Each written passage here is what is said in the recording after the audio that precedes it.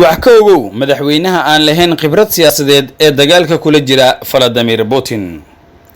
caasimadda Ukraine ee Kiev ayay ciidamada Ruushka ku garaacayaan gantaalo balse weli waxa ay ku jirtaa gacanta dawladda Ukraine. madaxweynaha Ukraine ayaa sheegay in dadka reer Ukraine ay kula dagaalamayaan ciidamada Ruushka ee ku sugan Kiev sidoo kale Odessa oo ku taala koonfurta. Jarmalka iyo Holland ayaa ku dhawaaqay inay hub u dirayaan dalka Ukraine halka Faransiiska uu sidoo kale ballan qaaday inuu Ukraine sii doono saanad military. haddaba madaxweynaha aan hore u lahayn khibrad siyaasadeed ee dagaalka kula jira Putin waa nin noocee ah. madaxweynaha Ukraine ayaa ku soo caan baxay majaajilo telefishinka ka bixi jirtay oo lagu magacaabi jiray Servant of the People isaga oo matali jiray inuu yahay madaxweyne. waxa ay shacabkiisa aad ugu tixgeliyeen ciwaanadii baraha bulshada halkaas oo ay si toos ah uga daawan jireen khudbadihiisa.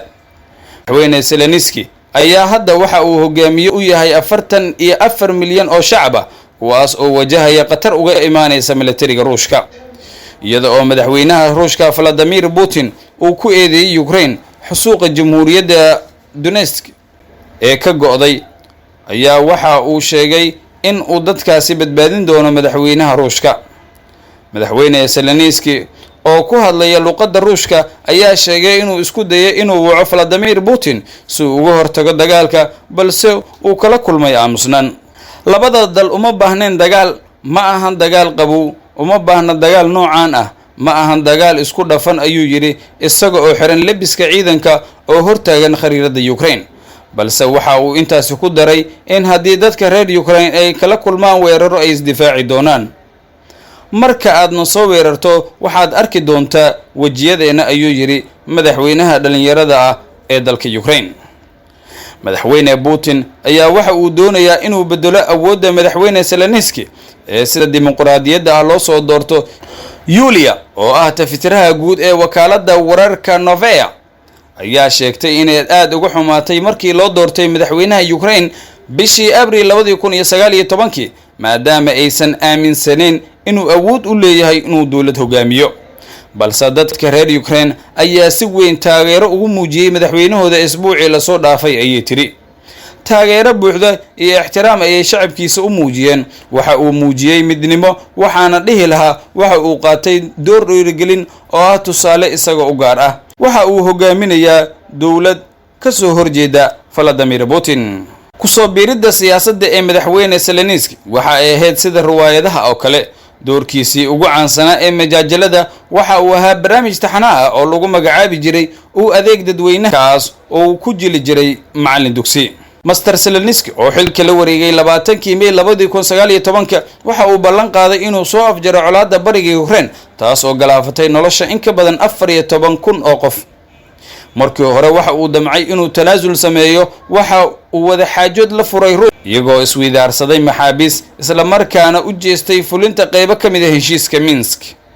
madaxweynaha Ukraine waxa uu leeyahay awood la taaban karo laakiin fulinta ballanqaadyada waxa ay mar walba noqdaan kuwa adag sida ay sheegtay la taliyaha dhanka isgaarsiinta Yarma.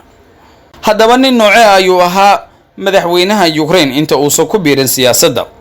waxa uu ku dhashay dalka Ukraine sanadkii 1978 waxa uu ka qalin jabiyay jaamacadda dhaqaalaha ee Kiev oo uu ka qaatay shahaadada sharciga dhaqaalaha.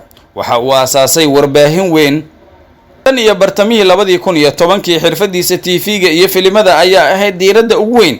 Zelensky waxa uu helay taageero intii lagu jiray ololihii madaxtinimo taas oo keentay inay dad badan ka baqaan inuu isku rogo hogaamiye kooxeed. waxa uu xaqiiqdii cadeeyay inuu ka madax bannaan yahay sida ay dadka u maleynayeen isaga oo diiday inuu ogolaado dib u noqoshada private bank oo uu lahaa Kolominsky oo ka hor inta aanan dawladda la wareegin. Zelensky ayaa isku dayay inuu tanaasul sameeyo waxa uu wada xaajood la furay Ruushka hase yeeshee dareenkaasi dib u heshiisiinta ah waxa caqabad ku noqotay go'aanka uu Vladimir Putin ka qaatay taas oo uu ogolaaday dadka ku dhaqan bariga Ukraine inuu siiyo baasaboorka dalkaasi. madaxweyne Zelensky ayaa sanadihii dambe go'aansaday inuu xoog saaro in Ukraine ay xubin ka noqoto midowga Yurub iyo gaashaanbuurta NATO. tallaabooyinkaas ayaa ka cariisiyay madaxweynaha Ruushka valadimir putin. haddaba haddii aan fiirino awoodda military ee labadan waddan ee Ukraine iyo Ruushka, militariga Ukraine ayaa wax badan ka yar midka Ruushka, hase yeeshee waxa uu midka Ukraine garab ka helayaa isbahaysiga NATO. Mareykanka ayaanan wax ciidan ah u dirin Ukraine, balse waxa uu 3,000 oo askari oo dheeraad ah u diray wadamada Poland iyo Romania si ay u xoojiyaan ciidamada NATO ee halkaas ku sugan. waxa uuna heegan geliyay 8,500 oo askari oo kale. Mareykanka ayaa sidoo kale waxa uu u diray hub qiimihiisu uu ka kacayo 200 oo milyan oo isugu jiraan qalabka Javelin ee ka hortaga taangiyada iyo midka ka hortaga gantaalada oo ay diyaaradaha soo ridaan.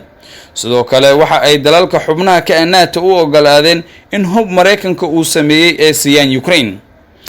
Britain ayaa iyada waxa ay Ukraine siisay 2,000 oo gantaal oo ridada dhexa oo loogu talagalay in lagu weeraro taangiyada, halka 350 askari ee u dirtay wadanka Poland, iyada oo dhanka kale laabtay awoodeeda military. waxa ayna dirtay 900 oo askari oo dheeraad ah oo ay geysay Estonia.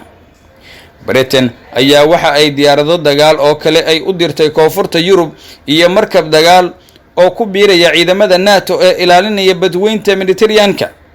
sidoo kale waxa ay heegan gelisay 1,000 askari si ay uga falgalaan haddii uu weerar dhaco oo ay dhanka bini'aadanimada gacan uga geystaan gudaha Ukraine. Denmark, Spain, France, Netherlands ayaa sidoo kale waxa ay direen dagaalyahano iyo maraakiib tagaya bariga Yurub iyo bariga badweynta Mediterranean-ka. dhanka kale Faransiiska ayaa qorsheynaya inuu hogaamiyo militariga NATO ee ku sugan Romania iyada oo ciidamo u diray halkaasi. hase yeeshee NATO ayaa waxa ay sheegaysaa in dhowr toddobaad ay ku qaadan doonto in qorshahaasi uu si buuxda loo soo afjaro. markii ugu dambeysay maxay NATO u sameysay Ukraine? 2014 dadka Ukraine ayaa waxa ay awoodii ka tuureen madaxweynihii u janjeeray Ruushka kadib markii Ruushku qabsaday gobolka koonfureed ee Crimea. sidoo kale waxa uu gacan ka siiyay kooxaha gooni u goosadka ah ee gacan saarka la Ruushka in ay qabsadaan dhul ballaaran oo ka tirsan bariga Ukraine. waqtigaas ma aanay faragelin arrinta, balse waa markii ugu horeysay oo ay ciidamadeeda geyso dalal badan oo ku yaala bariga Yurub si ay arrintan uga jawaabto. NATO ayaa 4 gaas oo dalal kala duwan ka yimid waxa ay geysay wadamada Estonia, Latvia, Lithuania iyo Poland, iyo hal guuto oo dalal badan oo ay ka mid yihiin Romania ay geysay. waxa ay sidoo kale sare u qaaday la socodka saldhigyada cirka ee dalalka Pacifiga bariga Yurub iyo diyaaradaha dagaalka ee Ruushka loo qabtay haddii ay ku soo xadgudbaan cirka dalalka xubnaha ka NATO. Ruushka ayaa ka careysan arrintan. wararkii ugu dambeeyayna waxay sheegayaan dagaal xoogan oo ka socda agagaarka caasimadda Ukraine. militariga ayaa iska caabinaya weerar ay ku soo qaadeen ciidamada Ruushka. ciidamada Ukraine ayaa dib ula wareegay gacan kuhaynta magaalada muhiimka ah ee Kharkiv la yiraahdo sida uu sheegay gudoomiyaha gobolka. xoogga Ruushka ayaa waxa uu suuro gashay inay gudaha u galaan magaalada oo ah magaalada labaad ee ugu weyn dalka Ukraine.